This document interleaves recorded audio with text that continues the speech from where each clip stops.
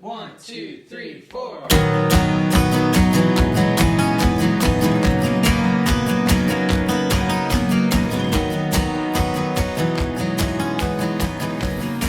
Familia preciosa de Semilla, Costa Rica, ¿cómo estamos? Les saluda Héctor Hermosillo desde aquí, desde su casa, al sur de California. Muy contento y agradecido primeramente con Dios por este día que nos regala y esta oportunidad de estar juntos, reunidos en su nombre, y también de poder experimentar una transformación por el poder de su palabra como por su espíritu en nuestros corazones.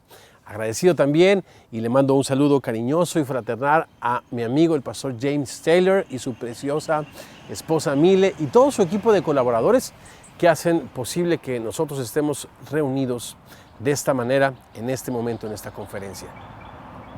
Un prominente médico recién egresado de la Facultad de Psicología y con una especialidad en educación infantil, escribió un libro llamado Los 10 Mandamientos en la Educación Infantil. No estaba casado, no tenía hijos. Cuando tuvo su primer hijo, modificó un poco su enfoque y a su segundo libro tituló Consejos prácticos en la educación infantil.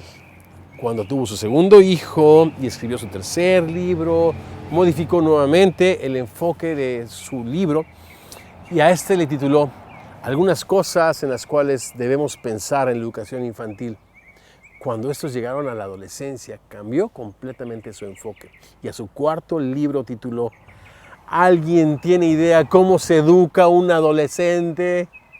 Bienvenidos a nuestro taller o breve conferencia alrededor de 5 ideas que he incluido en mi libro Pastorea a tu hijo adolescente que publiqué con la editorial E625. Por cierto, les recomiendo que le echen un vistazo e625.com a los materiales para papás muy buenos como este libro, que nos van a ayudar a hacer nuestra tarea de educar, discipular, equipar a nuestros hijos en la vida y en la verdad.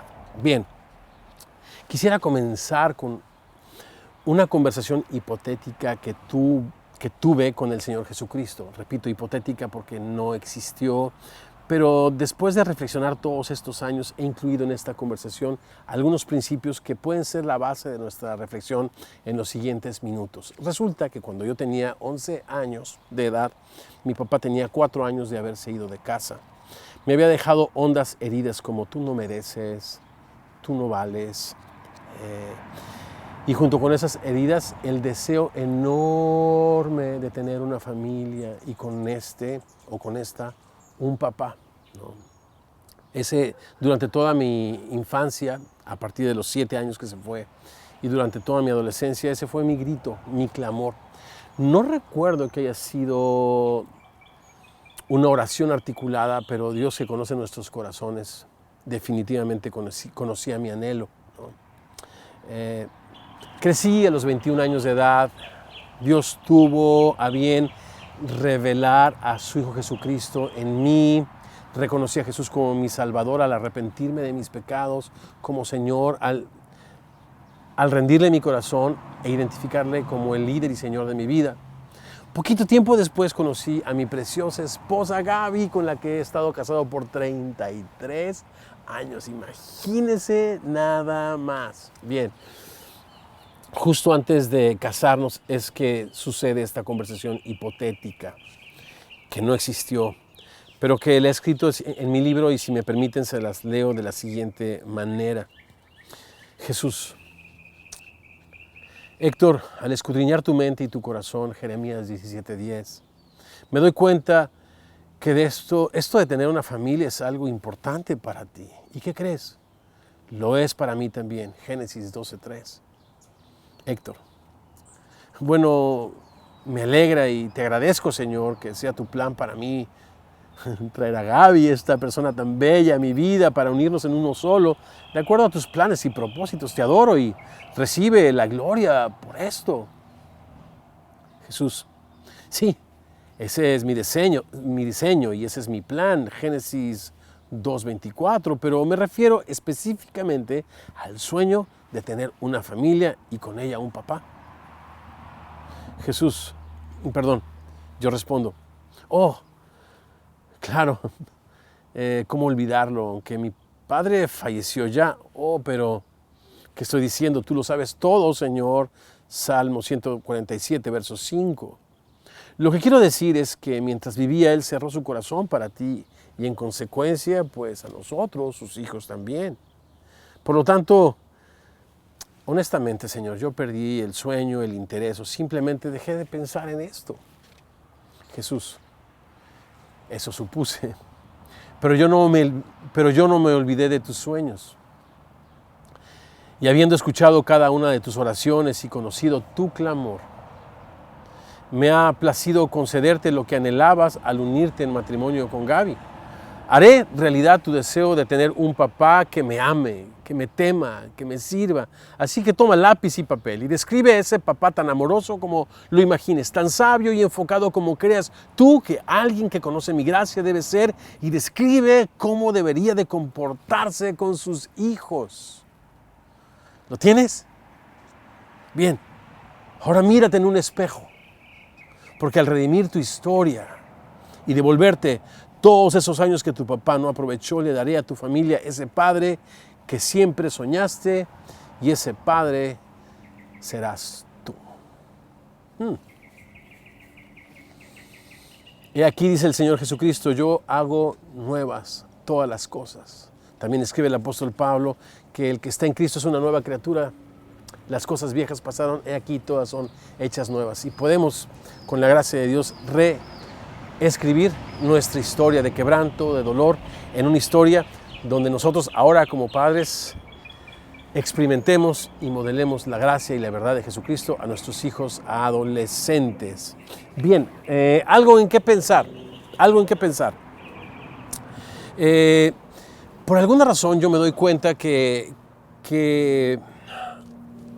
de bastantes cosas, y una de ellas es que a nuestros hijos les atendemos en muchas áreas, como el área física, los deportes, el área cognitiva. Hacemos un fuerte énfasis en el tema de la escuela, pero la Biblia dice que los seres humanos, los niños, los adolescentes, somos personas integrales, que somos un espíritu, que poseemos una mente, emociones, intelecto, voluntad, y habitamos en un cuerpo. Dice el apóstol Pablo: todo su ser, espíritu, alma y cuerpo, sea guardado irreprensible para la venida de Cristo. También Lucas 2:52 dice que Jesús crecía de una manera integral, ¿no? En estatura, en gracia, en sabiduría para con Dios y los hombres.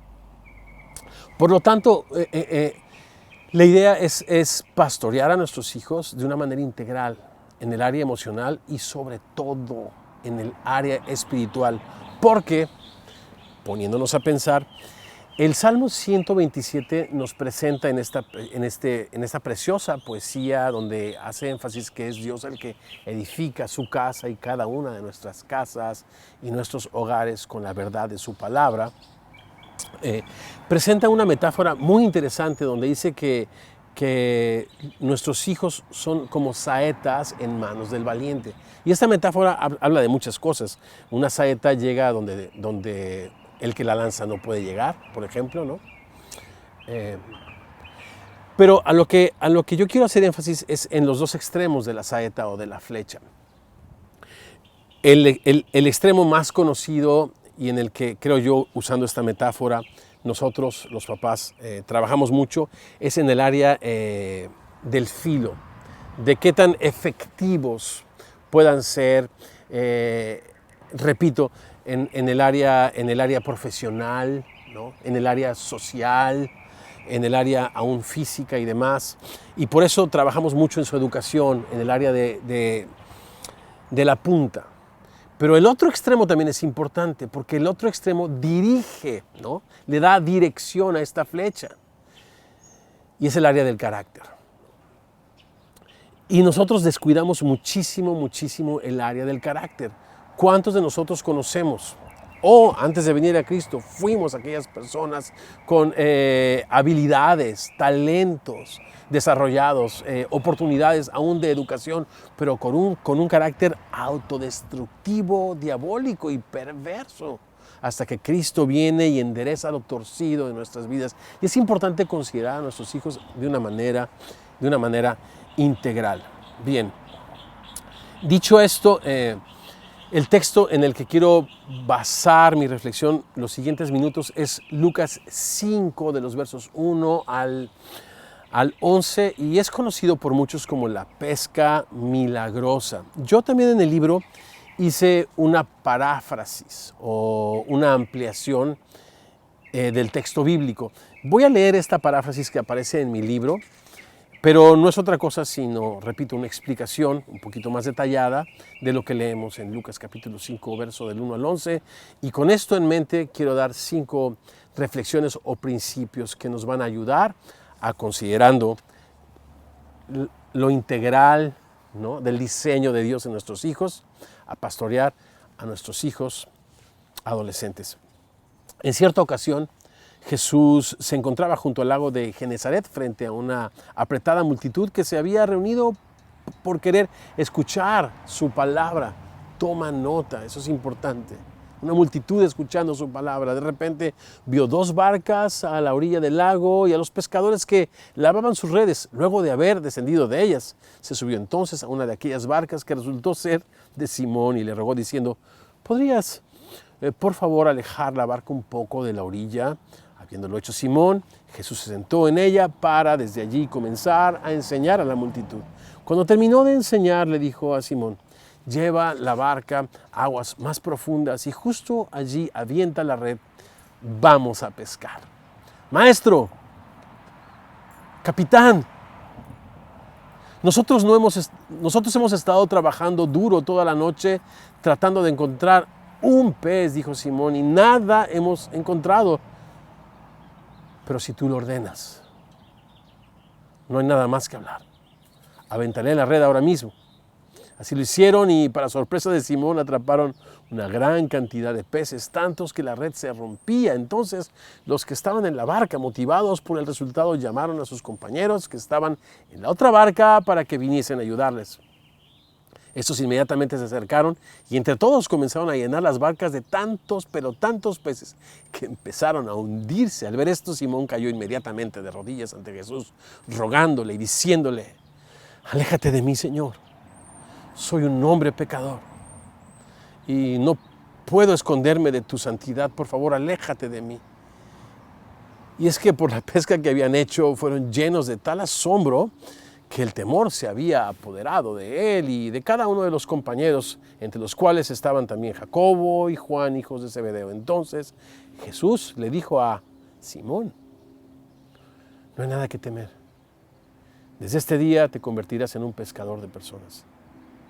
Llevaron pues las barcas hasta la orilla y allí mismo, abandonándolas junto con sus redes y todos sus utensilios, tomaron la decisión de ir tras el Señor. Interesantísimos principios de cómo el Señor a este grupo de muchachos inmaduros, imperfectos, llenos de errores y contradicciones, pudo animarlos, equiparlos, instruirlos, retarlos, desafiarlos, a fin de que se convirtieran en este grupo de personas que trastornarían el mundo antiguo, lo llenarían todo del Evangelio de Jesucristo, de las buenas noticias del reino de Dios, a tal punto que tú hoy y yo hoy puedo tener en mis manos la palabra preciosa de Dios, porque estos muchachos imperfectos fueron equipados, desafiados e instruidos por el Maestro. Yo veo aquí algunos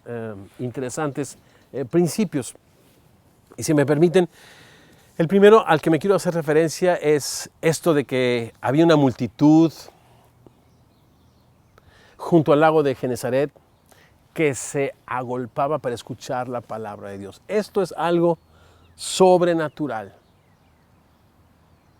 La Biblia enseña en Romanos 3 que no hay quien busque a Dios, no hay ni siquiera uno. De repente nosotros, cuando vemos la indiferencia de muchos de nuestros adolescentes a las cosas de Dios, a los principios bíblicos, nos extrañamos. Sería de extrañarnos si ellos tienen oído para escuchar, sinceramente. Porque lo que es natural en el ser humano es que no busquemos a Dios, que no escuchemos su palabra.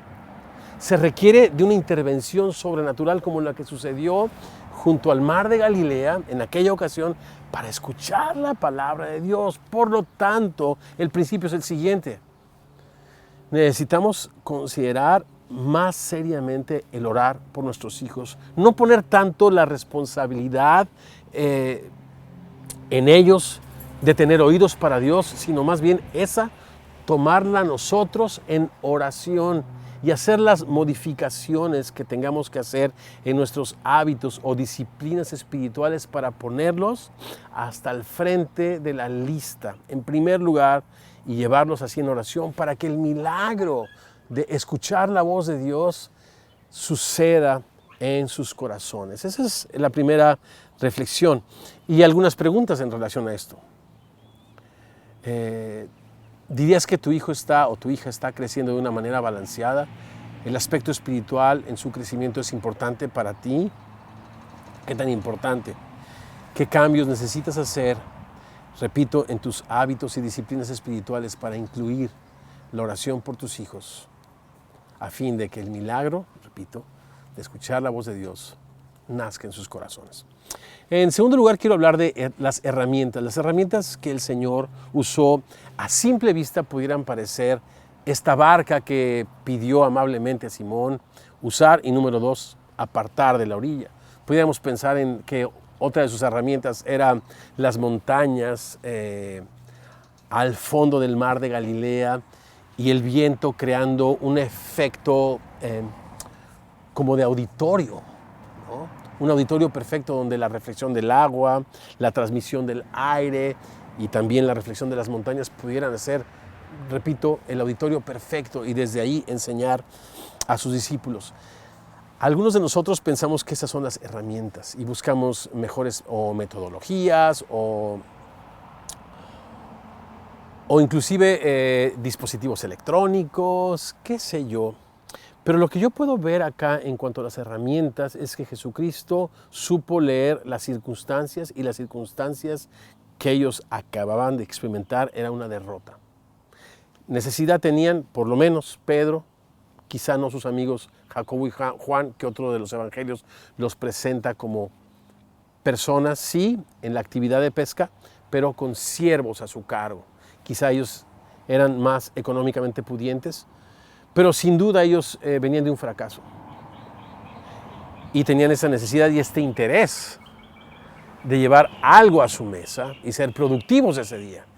Y el Señor usó el interés y las circunstancias de abatimiento, de derrota y hasta de dolor para retarlos, para desafiarlos y animarlos a ir mar adentro. Cuando justamente terminando la primaria y un poco antes de entrar al high school, en mi país decimos en la preparatoria o en la educación básica superior, yo no tenía ninguna motivación de estudiar, ninguna motivación de estudiar. Pero yo veía que las personas famosas entre los amigos eran las personas que cantaban, eran las personas que tocaban, y yo tenía una necesidad increíble de aceptación. Repito, las heridas de rechazo de mi papá me habían causado en mí o provocado en mí un comportamiento donde yo buscaba siempre el ser aceptado, ¿no? Y de repente encontré que a través de la música la gente no solamente era aceptada, sino apreciada. Le pedí a mi mami una guitarra, me la compró, una guitarra de palo, la tocaba, y poco tiempo me di cuenta que Dios me había dado un regalo, el don de la música, de entender ese lenguaje abstracto de la música. Le dije a mi mami que no quería estudiar la preparatoria normal, que no quería hacer la escuela normal como la de cualquier muchachito, que yo quería estudiar música. Entonces imagínate mi mamá, una catedrática de español, cómo le cayó eso de que su hijo no quiere estudiar y quiere ser músico. Es una tragedia terrible, ¿no? Pero mi mamita supo leer las circunstancias, porque yo venía de reprobar el 6º año de primaria, ¿no? Se dio cuenta que yo no tenía ningún tipo de interés y motivación por la escuela, pero por otra parte leyó mi deseo, mi interés, circunstancias más interés sumadas se convierten en las mejores herramientas que tú tienes para equipar, para desafiar, para desarrollar, para retar a tus hijos. Y entonces me inscribió en el Conservatorio Nacional de Música y para sorpresa mía, no sé si de ella, me convertí en el estudiante más destacado de mi generación. Me gradué con menciones honoríficas. De hecho, todavía conservo mis exámenes. Todos eran perfectos, todos eran 10. Miren estas orejotas. Me salieron porque en la primaria y en la secundaria era yo un burro. No me gustaba estudiar. Pero ¿cómo mi mamá logró que un adolescente pudiera convertirse en un músico exitoso con una carrera? Si tú quieres, con un oficio. Usando de las herramientas que son las circunstancias, y muchas veces las circunstancias adversas, sumadas al interés de tus adolescentes. Por eso la palabra de Dios dice, fíate del Señor de todo tu corazón y no te apoyes en tu propia prudencia. Reconoce a Dios en todos tus caminos y Él enderezará tus veredas. Yo te animo, te invito a que puedas reconocer en las circunstancias y en el interés de tus adolescentes al Señor, de manera que Él enderece, guíe la vereda de tu hijo. Y unas preguntas de reflexión. ¿Evitas a toda costa que tus hijos sufran y se enfrenten con la vida? ¿O más bien les ayudas a navegar las situaciones difíciles de la vida? 2. Haz una lista de sus intereses. ¿Los conoces? ¿Por qué no haces una cita periódica con tu hija, con tu hijo, ¿no? Si son 2 o más adolescentes que tienes en casa, haz una cita individual. Yo reconocí que teniendo hijos y dedicándoles todo un sábado a ellos para jugar, para cocinar, para leer, le dedicaba a todos, pero no a unos. Y para desarrollar una conversación y darle seguimiento, en este caso, acerca de sus intereses, necesitas tomar tiempo para platicar con uno. Haz una cita, ¿no? ¿Qué tal si este próximo jueves salimos y caminamos? ¿Qué tal si este próximo sábado cocinamos? ¿Qué quisieras desayunar? ¿Por qué no te levantas desde temprano y cocinamos juntos? Y eres intencional, pero también espontánea, para conocer sus intereses, que sumados a las circunstancias que como familia están viviendo, se convierten en tus mejores herramientas. Bien. Capitán. Es así como Pedro se dirigió a Jesús cuando Jesús le dijo, boga mar adentro, navega mar adentro y echa tus redes para pescar. Señor, toda la noche hemos estado pescando o intentando y nada hemos pescado, pero capitán, en tu nombre echaré la red. Le dice maestro, pero en la Biblia se traduce maestro a 2 palabras diferentes en su idioma original. Una es rabí, ¿no? Y la otra es epistetes. Y epistetes es más un término militar que habla de alguien que se ordena debajo de otra persona de más alto rango. Por eso yo lo traduzco en mi paráfrasis como capitán. En otras palabras, Jesús se ganó el derecho de ser escuchado. Jesús era un carpintero. ¿Qué sabía de pesca? Este pescador experimentado pudo haber dicho, Señor, te voy a dar una cátedra. En primer lugar, los peces no se pescan de día, se pescan de noche o por lo menos en la madrugada. Pero Jesús de alguna manera se había ganado el respeto de este pescador que reconoce esa autoridad en Jesús y le dice, pero capitán, si tú lo dices, en tu nombre echaré la red. ¿Y cuál fue su sorpresa? Que era tan grande la cantidad de peces que sacaban del mar que cuando trataron de echarlos a la barca, las barcas se hundían y las redes se rompían, etc. Recuerdo una conversación que tuve con uno de mis hijos acerca del famoso noviazgo. Y este tema del noviazgo, pues controversial como muchos temas en la iglesia cristiana, que si existe el noviazgo, que si no existe el noviazgo, que si es una antesala para el matrimonio o es una amistad. Y entonces con uno de mis adolescentes yo no me ponía de acuerdo y yo le decía, mira, cuando tú le das derechos a una persona y viceversa, la verdad es de que lo desinteresado de aportar el uno al otro a la relación como amigos se pierde, ¿no? Y muchas otras cosas más se ponen en riesgo y en juego. ¿Por qué no afectan su amistad y simplemente no le pongan el título, pongan el título que quieran, pero sean amigos e inviertan el uno el otro en edificar sus vidas, ¿no? Asegúrense que, ya sabes toda esta cuestión, que él o ella te haga una mejor persona, más comprometida con tu familia, con tu congregación, y así te vas a dar cuenta que es una persona que vale la pena y que es una buena influencia para ti. No, pero me voy a casar aparte con una persona que no conozco y si no existe el noviazgo? Entonces, todas estas cuestiones, ¿no? Y la mano sí, si un beso no, Entonces no nos poníamos de acuerdo y fue una conversación que duró, diría yo, meses, para no ser exagerado decir años, pero de esas conversaciones con tus adolescentes que no van a ningún lugar. Pero un día, este adolescente en casa me dijo, mira papá, no estoy de acuerdo con tus ideas anticuadas. Punto, ¿no? Hoy está la figura del dating, del salir. Estoy hablando con un chico. ¿Qué significa estoy hablando con un chico? O ya no quiero hablar con un chico o quiero hablar con 3 chicos. ¿De qué estás hablando? Ok. Tus ideas son anticuadas, papá, pero reconozco que mi mamá es feliz. Y desde que tengo memoria, ustedes gozan de una preciosa relación, envidiable para muchos. Aún para mí me inspira y me envidia cómo se dedican tiempo, cómo se procuran, cómo se aman, cómo se comunican. Por lo tanto, capitán, aunque yo tengo una manera de pensar diferente, en tu nombre echaré la red. Eso es muy interesante. Porque tengo una pregunta. ¿Tus adolescentes te obedecen porque no tienen otra opción? ¿O porque tienen respeto de las cosas que les enseñas? Porque tú eres un ejemplo, porque tú eres una inspiración.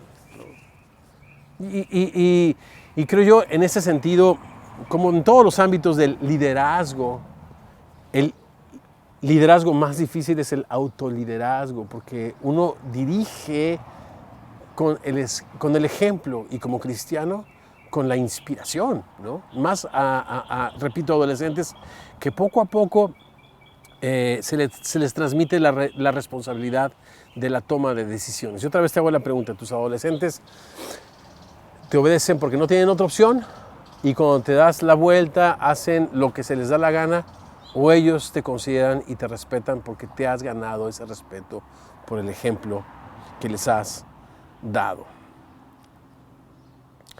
Esta pregunta es muy tremenda. ¿Cuándo fue la última vez que tu adolescente te dijo, mamá, papá, quiero ser como tú? Cuando son niños siempre quieren ser como nosotros. Yo me acuerdo que mis chiquitos, como pirinolas decimos en México, ¿no? Como enanitos, se colgaban una guitarra, se subían al escenario y se ponían a cantar como su papá porque querían ser como su papá, pero cuando crecen, poco a poco, menos y menos, escuchamos las palabras, papá, mamá, cuando yo crezca quiero ser como tú. Seguirás oyéndolas a medida que tú como capitán, con tus convicciones y tu obediencia y compromiso a la palabra de Dios, te ganes el respeto. O sea, ¿cómo vamos yo he visto tanto esto de que empiezan en la adolescencia con malas compañías, en malos pasos, y entonces sí, para nosotros se convierte en una prioridad el ir a la iglesia, para que allá en la iglesia les digan algo y ellos tomen alguna decisión sabia que les saque de esos malos pasos que llevan. Muy bien, eso suena bien. Pero el tema es que cuando eran niños era más importante la fiesta infantil, era más importante el juego de fútbol, soccer, era más importante la final del Saprissa. A mí se me hace que el derecho de ser escuchado se tiene que ganar con las decisiones sabias que buscan honrar a Dios, ¿no? Y de repente cuando viene la pugna, que ellos sean inspirados y motivados ya no tanto por el que tienen que hacerlo, sino por el que quieren hacerlo. Bien, de esto se puede platicar mucho más y claro que va a haber oportunidad para que juntos conversemos. Les doy una cuarta, quinta. ¿Eran 5? Sí, una cuarta. Líderes o seguidores. Líderes o seguidores. Algo que se me hace interesante es que cuando ellos, una vez que obedecen al Señor y sucede esta pesca milagrosa y las barcas están a punto de hundirse y las redes están rompiéndose, ya no van con el maestro como cuando Jesús se hundía en el mar. Que Jesús, mejor dicho, cuando la tempestad golpea la barca y Señor, no tienes cuidado de nosotros, que perecemos, ya no van con el maestro. Ellos aprenden a tomar responsabilidad de esa situación por ellos mismos. Lo que yo entiendo es que Jesús, cuando les equipa, cuando los desafía, cuando los inspira y desafía y equipa para que sean líderes y no seguidores. Muy interesante la dinámica en ese momento, porque ya entre ellos se comunican, ya entre ellos se ayudan y ya entre ellos resuelven el tema. Jesús hace lo imposible, pero ellos son llamados a hacer lo posible. Y de repente nosotros, los papás, no dejamos que ellos crezcan porque les resolvemos todo en la vida. Necesitamos disciplinarnos a equipar líderes y no seguidores. ¿Quién es un líder? Es aquel que no solamente toma poco a poco responsabilidad, más y más de sí mismo, sino de alguien más.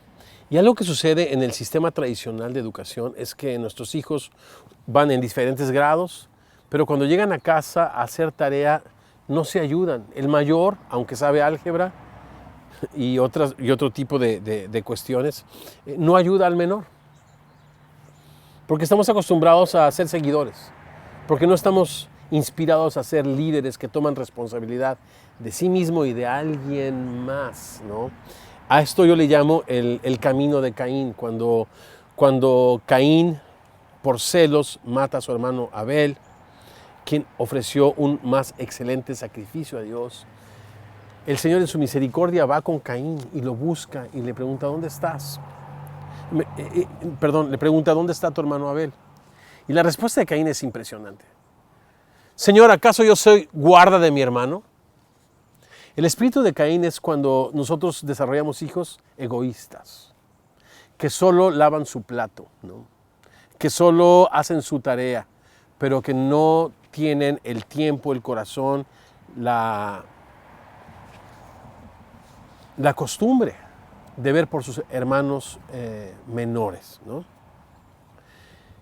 No eduquemos bajo el camino de Caín, sino el camino más excelente, el de Cristo.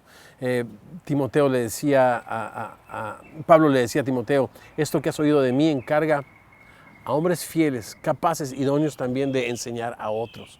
En el discipulado cristiano, la manera en la que Jesús retó, desafió, educó a sus jovencitos era siempre haciéndoles responsables de alguien más. Bien, ¿cuándo fue la última vez que como proyecto familiar tú y tus hijos adolescentes hicieron algo por alguien más? Una comida y la llevaron a una persona en necesidad, ¿no? O repartir ropa entre personas de situación vulnerable, o se hicieron a lo mejor voluntarios o servidores un fin de semana en un lugar de ancianos. Y no hacerlo como un evento, sino poco a poco que esté más y más en el sistema de sus adolescentes. Si no, estaremos criando, escucha esto, la siguiente generación de suicidas. ¿Por qué digo la siguiente generación de suicidas? Yo creo que el joven lo tiene todo y está tan enfocado en sí mismo. Y ese es el camino de la depresión, porque Jesús dice que el camino de la felicidad es no recibir, sino dar. Mucho más bienaventurado, dice Jesús, es el dar que el recibir. Acostumbra a tus hijos a vivir la felicidad de dar, ¿no? ¿Has visto un muchacho feliz? ¿Has visto una muchacha adolescente feliz? Es aquella que está acostumbrada a ver por las necesidades de alguien más y no aquel muchacho depresivo que ha seguido el camino de Caín, solamente fijándose en sí mismo. ¿Cómo educas? ¿El camino de Jesús o el camino de Caín? Y ahora sí,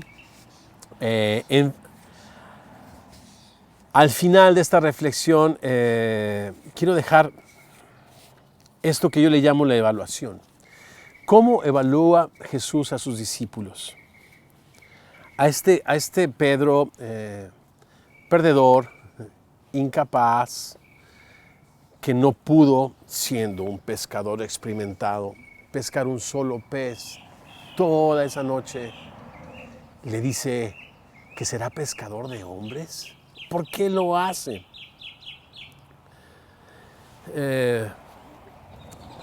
Resulta que en una época muy difícil con uno de mis hijos que estaba en muy malos pasos, fui como pastor en la ciudad de Chicago invitado a un desayuno. Y en ese desayuno, donde se estaba celebrando la vida y la memoria de Martin Luther King, yo no sé qué hacía yo ahí, representando por supuesto a mi comunidad. Había muchas personas afroamericanas. Pero recuerdo que una mujer tomó el estrado y compartió, no sé exactamente qué compartió, pero una frase traspasó mi corazón. Cuando ella hablaba de nuestros hijos y decía, no permitas que las imperfecciones de tus hijos te ceguen y te impidan ver la gloria de Dios en ellos. ¿What? ¿Qué? No permitas que las imperfecciones de tus hijos te ceguen a fin de que te impidan ver la gloria de Dios en ellos. Yo en este hijo mío veía una persona rebelde que no quería obedecer, con amigos en los que buscaba también aceptación. Había caminado un camino que cuando me di cuenta me asusté muchísimo. Él estaba bebiendo, él estaba fumando no tabaco y cosas de ese tipo, ¿no? Pero eso me hizo reflexionar mucho, ¿no? Cómo Jesús evaluó a sus jóvenes. Cuando Pedro pudo ver la gloria de Jesucristo en esta pesca milagrosa, dice que cayó en la barca y dijo, Señor, aléjate de mí, soy hombre pecador. Pudo ser sensible a la revelación de la gracia de Dios. Y nosotros como papás solo calificamos el tema de la escuela. Qué bien que lo hagamos. Sus obligaciones en casa, si es que la tienen. Qué bien que lo hagamos. Pero hay otras cosas que Jesús ve y califica. Y graduó con mención honorífica a este muchacho que era en un sentido un perdedor, pero era sensible a las cosas de Dios. Este muchacho, cuando yo hablé con él, y le dije, papito, si te quieres morir, te mueres solo, pero si tú quieres recuperarte, tienes una familia que te ama y te va a apoyar. Fue una conversación difícil, dura, a la que yo llegué después de un proceso de oración y reflexión y platicar con mi esposa. Nos pusimos de acuerdo y ese fue el script, más o menos. Él lloró por 3, 4 días, pero tan pronto me dijo, papá, quiero vivir. Se inscribió en la universidad durante la época de verano, donde los amigos regresan de sus universidades y son una potencial tentación para esos muchachos. Él dijo, yo no quiero estar expuesto a mis amigos. Él se fue a estudiar todo el verano, regresó con un título universitario que se llama Associates aquí. Y después, cuando nos movimos a California, se convirtió en mi mano derecha, un muchacho súper sensible, del cual nunca perdí su corazón y quien jamás perdió mi corazón como papá. Sí cometió muchos errores, pero todos esos han sido incluso una oportunidad para reflexionar. Y ahora él, comenzando una nueva familia, le da la fuerza para depender más y más de Dios y ser el hombre y el esposo que Dios quiere que sea. Y es un muchacho increíble. Yo le pongo 10, aunque este muchacho en su adolescencia cometió errores, él siempre tuvo la sensibilidad de ser el que se encargaba de sus hermanitos, el más responsable de todos, el que tiene hoy un corazón para Dios increíble, el que nunca me negó su amor.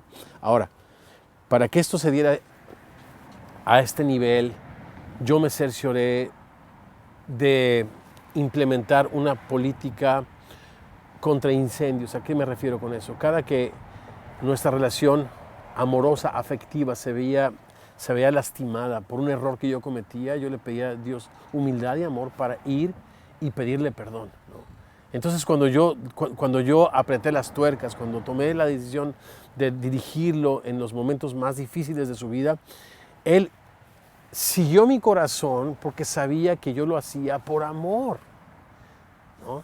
Entonces también será interesante que para que tú puedas dirigir a tus chicos y evaluarlos de la manera correcta, también tengas la sensibilidad de que nada ni nadie estorbe en su relación afectiva, ¿no? Y acostúmbrate a humillarte cuando te equivocas y a pedir perdón, ¿no? Porque la Biblia dice en el último versículo, en los últimos versículos del Antiguo Testamento, hablando de Elías y después de Juan el Bautista, que vendría a hacer este trabajo o en el poder de Elías, dice que haría volver el corazón de los rebeldes al de la prudencia de los justos, ¿no? ¿Qué significa eso? Que para un rebelde, su padre, su madre necesita a sus ojos lucir como alguien justo para que él regrese. El rebelde no vuelve a un rebelde.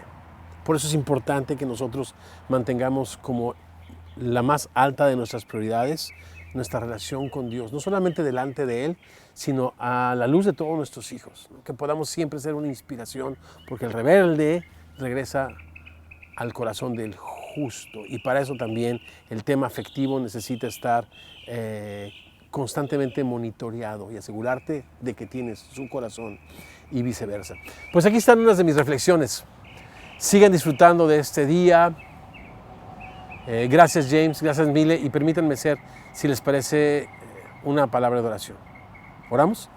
Cerramos nuestros ojos. Señor hermoso, gracias por esta historia, gracias por tu gracia, gracias por el privilegio y la bendición de ser papás, que no a todas las personas nos es dado, Señor.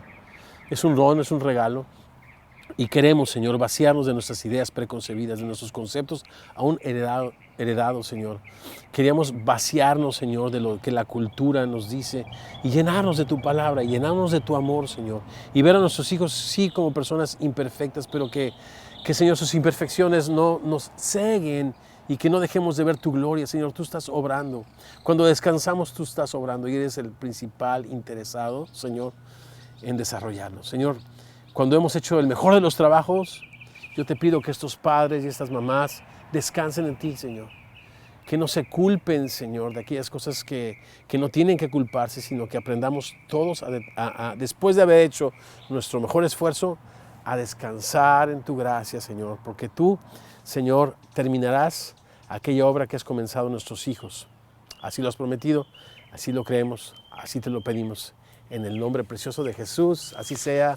Familia preciosa, un abrazo virtual, saludos para todos, muchas bendiciones.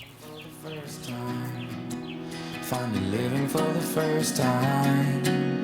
It's like I'm living for the first time. Finally living for the first time.